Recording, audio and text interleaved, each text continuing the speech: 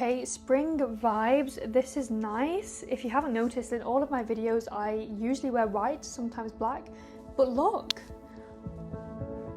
Spring is springing, which means Frida is coming alive. Sweden in winter is dark, is hard. Social media can change your life for the better if you allow it to. We have people like Alex Hermosi, Cody Sanchez, Chris Williamson, Stephen Bartlett sharing free value with us every single day, and we can choose whether we want to consume that or not. So many people talk about the detrimental things of social media and how it's ruining people's lives, but no one talks about how it makes your life better. So these are 9 ways of thinking which I have predominantly gotten from social media, which have made me happy and way more productive, so that I now run my own business and live the life that I wanted to live for so freaking long. The compound effect. I can't even remember what book this is in. Is it in Atomic Habits? I'm not sure, which is a great book, by the way. But the compound effect just allows me to believe that every small thing that I do compounds. And I hear it a lot, and you probably hear it a lot going around on social media. But this mindset has changed my life because it makes me make better small decisions. And small decisions add up to big changes and big decisions that we make. So if we can grasp the small decisions that we make, if we can make them the best possible decisions for ourselves, then you can truly change your life in an extremely positive way. The only difference between a dream and the real world is physical action. All you need is intent and action to back it up, and anything is possible. This quote is taken from the book Transurfing, which I absolutely love, definitely recommend. Actually, I only read 75 Days Transurfing, not the big book, because it's absolutely huge. I'm going to show you how big it is. Have you heard of this book before, Reality Transurfing? Because I heard so much, especially from the spiritual community, but also like personal development, business, everything. Nobody told me how big this book is. It's bigger than the Bible, guys. And it's so big, like it's a huge book. So I'm not going to lie, I haven't read this. But I read 75 Days Transurfing, which is a smaller version of the book, which I have in Sweden, and I definitely recommend it. Compound effect. Everything you do compounds. That small gym session that you have, that 10-minute walk that you have, if you consistently do those things, you will improve your life. And it works with the opposite things. If you consistently eat something bad for you every single day, it will have an effect on you eventually, because all of those actions compound. Like brushing your teeth. The one day that you don't brush your teeth doesn't make a difference. Your teeth are still going to be fine, you brush them twice every single day. The one day you miss is fine. But if you consistently miss, if you compound those missing days, your teeth are not going to be so nice, right? It's going to compound. The action always compounds. And this just makes me feel like I'm okay and I'm not behind, and the small decisions are actually having a big impact. Because if you're anything like me, then you think that big decisions change your life, and sometimes you want a big change to happen because you're so bored or so sick of life, so you want to book that flight, you want to get out or something. But when you grasp the compound effect, you start to understand that it's actually fine, and everything's compounding, and I'm fine, and these small decisions, every single gym session is compounding into me getting to my healthiest, best self, so I don't need to be annoyed that I'm not there yet, because I'm taking action. If this isn't nice, then what is? I heard this quote from Sahil Bloom, I think that's how you say his name. Absolutely love his content. He was interviewed in a podcast and they had a conversation about, if this isn't nice, then what is? Asking myself this helps me get into the present moment, and it's changed my mindset around being grateful for what I have, because you probably want the next thing, right? You're ready for the next thing, you're working towards something and you want it so badly, and if you find it hard to be grateful for what you have now, I know that I can relate to that sometimes. You know, I really want to travel.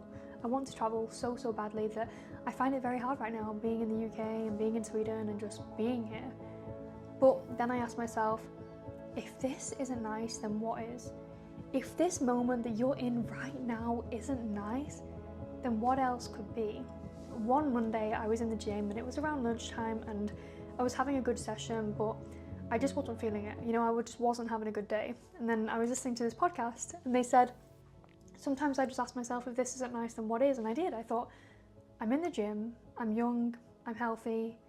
it's a Monday and I'm in the gym at lunchtime, like I work for myself, I have this business, like if this moment right now isn't even nice, if I'm not even enjoying this moment, then how do I expect to enjoy the rest of my life? How do I expect to enjoy anything if I can't even enjoy this amazing moment right now? You never lose anything, you only gain because you actually started with nothing. You came into this earth with nothing. You came into this earth as a baby who didn't walk, who didn't talk, who didn't care about what other people thought, who literally was just there, like a blob, right? Had no strength, had no physical strength, had no capabilities. So you can't ever lose anything because you came with nothing. My older brother actually told me this, and I think he got it from somewhere, but it really made me not get worried when I feel behind, especially when it comes to my health and my fitness goals. Do you ever go on holiday and you start to worry because you're not eating as well as you usually do, or you're not working out as consistently as you usually do, or something gets in the way of your regime and your routine, and you start to overthink that you're going to lose progress, you're going to lose things. And when he told me this, it made me realize that you can never actually lose anything because you started with nothing. Now, of course, you can lose some muscle mass and you can de-progress in your goals, but you're never going to really lose anything because you've gained so much from when you started. And just having this recognition of you started with nothing and look at you now, I think is a great mindset to have, and it just makes me so happy when I think about it. I'm like, yeah, okay, be proud of yourself. Everything I want wants me more. Or a quote by Rumi is, what you seek is seeking you. Which I think is really cool because Rumi is this old spiritual guy, right, who has a lot of these really inspiring quotes. I think that was right. But everything I want wants me more is quite new, and it's quite it's quite trendy. It's like manifestation. I first heard this quote by Mimi Bouchard, who's all into manifesting your dream life, etc. But Rumi, it's almost the exact same quote. What you seek is seeking you. And when you have this mindset of whatever you want wants you more, you start to attract it so much quicker, and you actually believe that you are worthy of it, which makes it come quicker into your life. Because if you don't believe that you truly deserve it, if you don't believe that you are truly worthy of whatever you're working towards right now, then it's going to create so much resistance to actually getting it, because you're going to be working towards it. Maybe you're sending the emails, maybe you're writing the book that you want to write, but if you don't believe that you're worthy of somebody publishing this book, or if you don't believe that people are going to buy it because it's not worthy, then it's not going to come to life. I didn't think I was worthy to quit my cafe job and go full-time in my business. I thought, who am I to do that? Who am I to run my own business? Who am I to go full-time? Who am I to think that I can sustain myself and quit this job? I need to be busy, I need to be working all the time, I should stick at this job for as long as possible, until I was like, no, I actually do deserve this, and I actually I can do it and I'm worthy of it. And then when I had that mindset shift, it was so much easier to just quit and actually make the leap and make the decision. So maybe you're close to making a leap towards something right now, but you don't think that you deserve it so much, you don't think you're worthy. So remember this, that what you seek is seeking you, and tell yourself this: everything I want in this world, everything I want wants me more. Everything that you want wants you even more. So it's coming.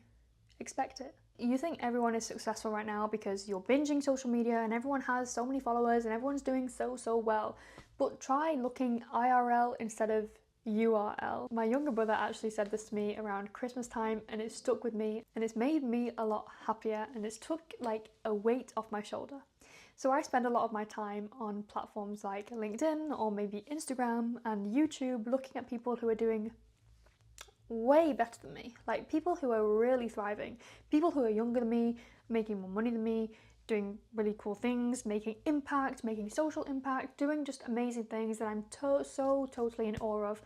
And I was in this headspace of, wow, everyone is doing so well, and I feel a bit like bad that I'm not doing that well, right? So I was feeling like that until my brother actually said, okay, but who in your friendship group is doing that? Or who do you actually know in real life who's doing those things? And I thought to myself, not many people actually. I don't actually know many people who are doing those amazing things. I know some people, and I'm so grateful that they're in my life, and I think we all need to know more people who really inspire us, right? But it got me thinking that you think the majority of people are successful because social media has made you think that everybody is successful. But if you actually looked at your inner circle, if you actually looked IRL, then you would quickly realize that not as many people are actually there than you think. And it's kind of a selfish way of feeling better about yourself, but it's also just a reminder that social media is a highlights reel, and people are obviously going to highlight all of these incredible things that they're doing, but they might just be living a normal average life like the most of us, you know? So if you're going through a period right now where you think that everybody's doing better than you, then I do recommend actually looking around, actually looking at the reality, and also having a social media detox, because you don't need that shit. You don't need it like bring you down. You don't need it second guessing yourself, and you don't need it making you feel like you are behind in life, because you're not. You're exactly where you should be. I thought that I was so behind in life when I was working in a cafe, when I was working in a supermarket. I thought I was so behind, and now I'm looking back now thinking I was exactly where I needed to be. I learned so much, and I'm so happy that I was there, that I wish I just enjoyed it more. I wish I just made the most of it. I wish I wasn't desperate and disappointed in myself, and I wish I didn't like pine to get out of there, because I was going to get out. Like, I was going to get out. So if you're in that position right now, you're going to overcome it. You're going to overcome this like hill that you're on right now, or you're going to end up quitting this job, and you'll just wish that you made the most of it and had a positive mindset and just felt it. If we only wanted to be happy, it would be easy, but we want to be happier than other people, which is always almost impossible since we think them happier than they are. If you haven't read the book, The Defining Decade by Meg Jay, then I definitely recommend it, especially if you are somebody in your 20s, but even if you're not. It's an incredible book for navigating your 20s, and this quote has stuck with me since reading that book, since years later, because again, when it comes to social media and just in general looking at other people, it would be so easy if we just had a goal to be happy, if we just had a goal to be fulfilled. Because I think if that was the goal, you would probably feel it now, and you would probably feel pretty fulfilled and pretty okay and pretty happy with your life. But that isn't always the goal. The goal is actually to be happier than other people, and to look better than other people, and to be better than other people. And that is what is keeping you from being in that happy state. So you might be living in this deferred happiness syndrome, I think it's called, where you're deferring your happiness, where you're waiting until you get this job to be happy, you're waiting until you graduate to be happy, you're waiting until you hit this many followers to be happy. And if you are living in that state, then you are never going to feel it, because the bar is constantly going to raise and you're constantly going to be deferring your happiness. So if you can start to feel happy now and just compare you to past you, then you will feel happy. And that doesn't mean that you will be stagnant and you won't work anymore, you won't work towards your goals, you won't progress, but you will actually still do those things, but you will feel happy doing it. Definitely recommend the book, The Defining Decade. It's cool to care, and it's not weird or crazy to actually care about social injustices and things that are happening in the world.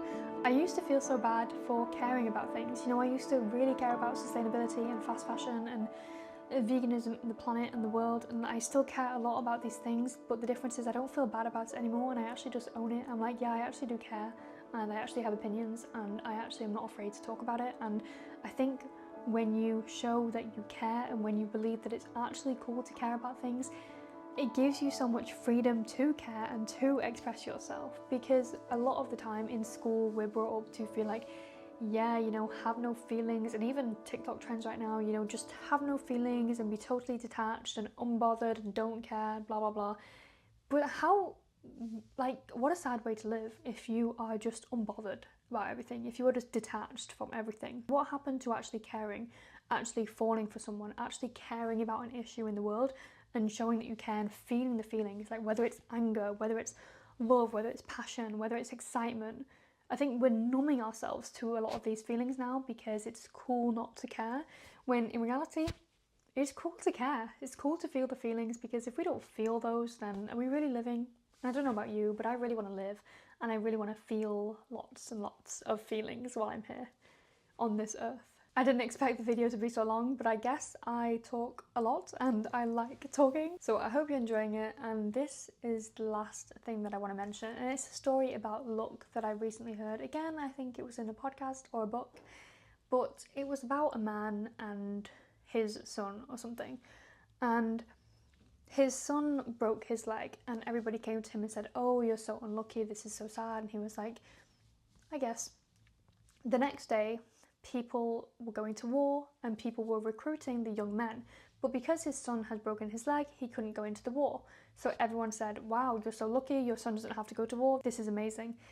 And he was like, "I guess." And it just made me realise a bit about perspective, because it's all in the way that you see things. And also not getting too attached. I know I said like get attached and have feelings and everything, but this man didn't get attached to the fact that his son had broke his leg, and didn't get super sad about it, and also didn't get super ecstatic about him not going to war. It was just like, yeah, I guess it is what it is. And sometimes that is life. Sometimes things just are, and things just, they do be like that. So I think not getting too attached to what you want life to be like, and this look, and if something happens you're like over ecstatic, like feel the feelings, but also understand that things are shifting and things can change all of the time. And I think I just blagged that whole like look thing. I'm going to put the snippet of the podcast here in the video. There's this parable that I absolutely love of the farmer and the horse. Yeah, I love that one. And the story goes that this farmer has a horse and it runs away one day, and the villagers all come to him and say, "Oh, that's so terrible that your horse ran away." And he responds by saying, "Maybe." And the next day, his horse comes back with 2 other wild horses. And all the villagers come and say, "Oh, how great. What great luck. Now you have 3 horses." And he responds to them and says, "Maybe." And then the next day, his son is out riding one of the wild horses, and it bucks him off and he breaks his leg. And all the villagers come and say, "What terrible luck. Your son injured." And he responds to them and he says, "Maybe." And then the next day, the military comes into town and they're recruiting able-bodied men to go to this war that they're in. And his son can't go because he's broken his leg. The villagers all come and say, "Oh, what great luck. Your son doesn't have to go into the war." And he replies, "Maybe." And it's this powerful reminder that we all have a tendency to try to add judgment to events that occur in our life. In real time, we try to add a story and a narrative to everything that's happening, and sometimes we just need to let events be. I hope you liked that snippet, because I loved the story. I don't know why, I just really did, and it really resonated with me, and it's kind of stuck in the back of my mind for a while now, so I wanted to share it with you. But that brings me to the end of the video. That was 9 ways of thinking that have made me happier and more productive in my life. If you like videos like this, like and subscribe, and yeah, please let me know what you want to see next. Thank you so much, and I am so excited that spring is here. I'm going to be wearing more colour now, hopefully. But yeah, see you soon. Have a beautiful day, week, month, life. Bye.